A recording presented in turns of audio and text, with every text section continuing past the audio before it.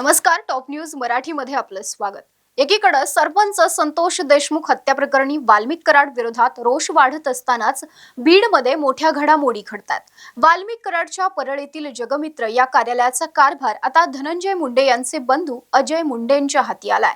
परळीत नेमकं काय घडतंय पाहुयात या संदर्भातील ही बातमी. संतोष देशमुख हत्या प्रकरण आणि खंडणी प्रकरणातील आरोपी वाल्मिक कराड सध्या सीआयडी कोठडीत आहे.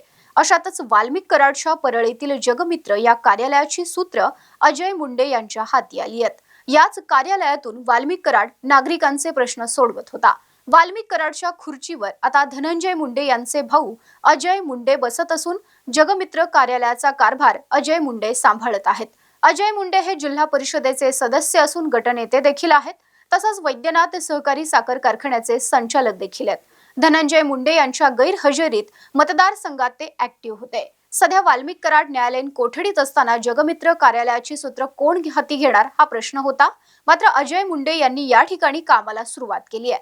धनंजय मुंडे राज्याचं नेतृत्व करत असताना परळी मतदारसंघातील नागरिकांच्या समस्या सोडवण्यासाठी वाल्मिक कराड अग्रेसर होता. मात्र मागील 1.5 महिन्यांपासून जगमित्र कार्यालय ओस पडलं होतं. आता अखेर याच कार्यालयाची सूत्र अजय मुंडे यांच्या हाती आली आहेत.